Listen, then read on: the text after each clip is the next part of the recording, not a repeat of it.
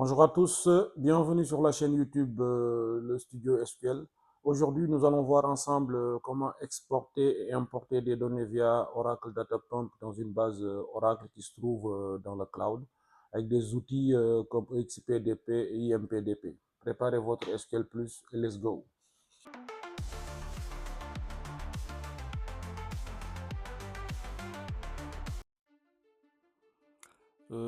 On va déjà commencer par identifier un utilisateur applicatif, par exemple HR, en interrogeant la vue DBA User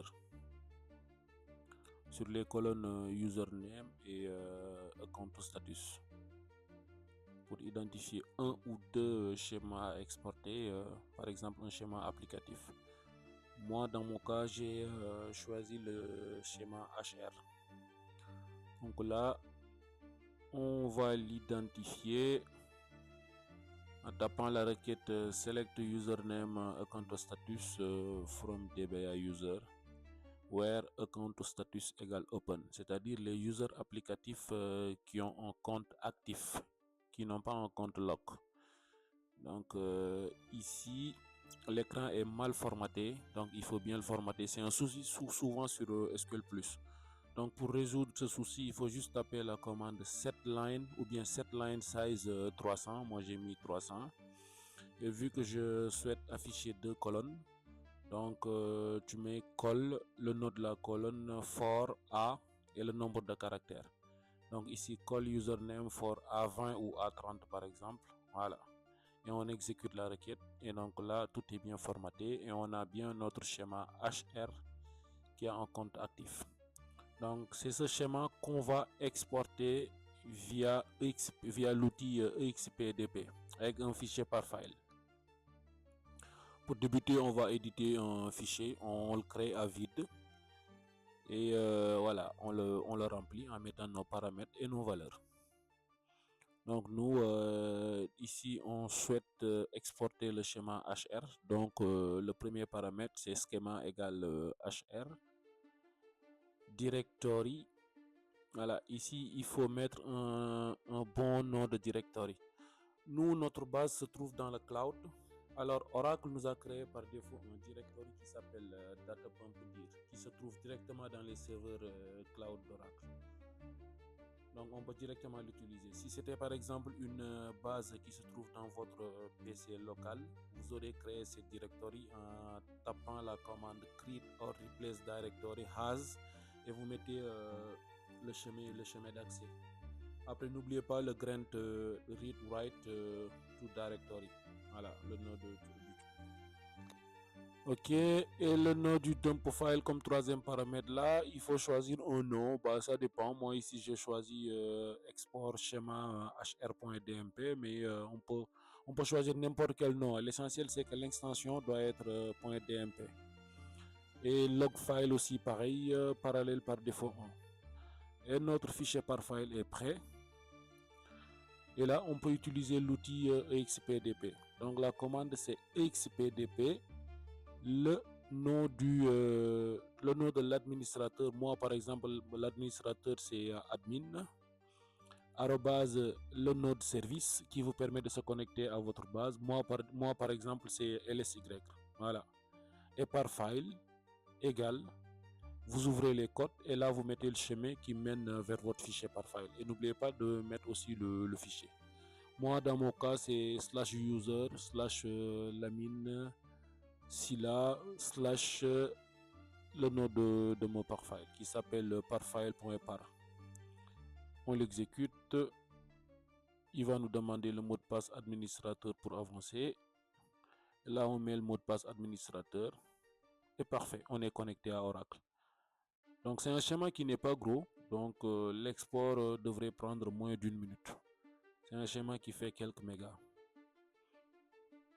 Souvent, il vous arrive de faire des exports qui durent 2 heures ou 3 heures. Si c'est un schéma qui fait des terras ou bien des gigas de données. Ok, parfait. Là, ça s'est très bien passé. On a juste une erreur qui est normale.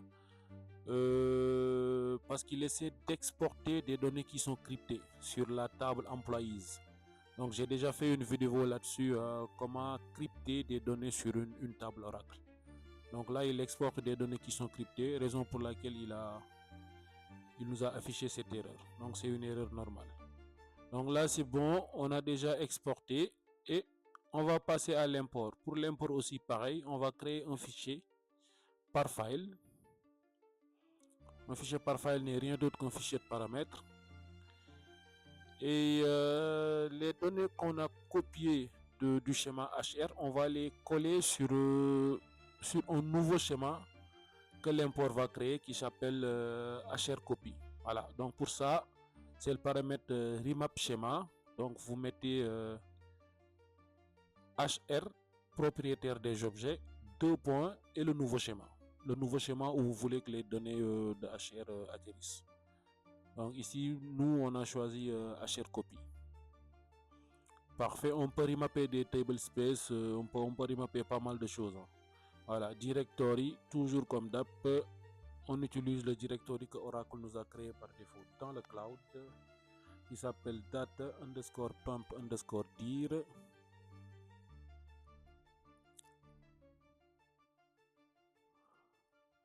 Dump file, on utilise le bon dump file qui a les données, c'est-à-dire le dump qu'on a exporté tout à l'heure, on utilise le même nom.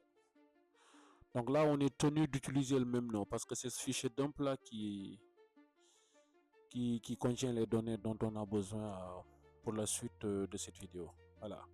Export schema hr.dmp, log file, vous mettez le nom de votre fichier log. Import.log, après vous pouvez le visualiser pour voir ce qui se passe derrière. Parallèle par défaut 1.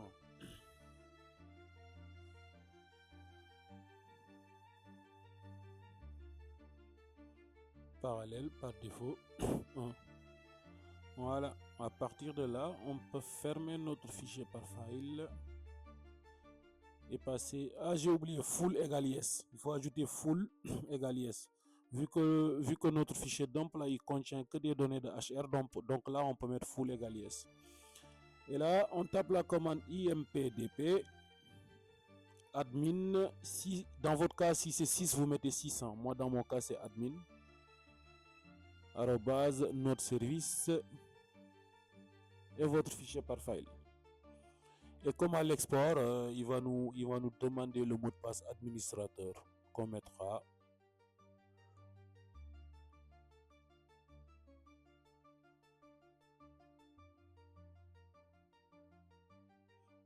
Parfait, toujours sur /user /laminsilla. On l'a créé tout à l'heure, il s'appelle par underscore imp.par. Notre fichier par file. Allez, c'est presque bon. .par. On ferme les cotes. Allez, mot de passe administrateur. L'import aussi, comme à l'export, hein, ça va prendre moins de 2 minutes vu que c'est un schéma qui n'est pas assez gros. Donc l'import va prendre moins de 2 minutes aussi. Allez, il a exporté les synonymes, les grants, les index, toutes les tables. Parfait. Ça s'est bien passé. On a juste une erreur qui est normale. C'est le package DBMS Crypto que j'avais créé la semaine dernière. Là, j'ai déjà fait une vidéo là-dessus aussi qui contient des données cryptées. Donc, sur le code source de ce package, on a mis HR en dur. Donc, pour le corriger, il faut juste modifier le code en dur en remplaçant HR par HR copy. On exécute encore. Et le package sera compilé sans erreur. Parfait. Super. Là, ça s'est très bien passé. On va visualiser si le schéma HR copy est bien créé. Donc pour ça, pareil qu'au début aussi, on va interroger la vue DBA user.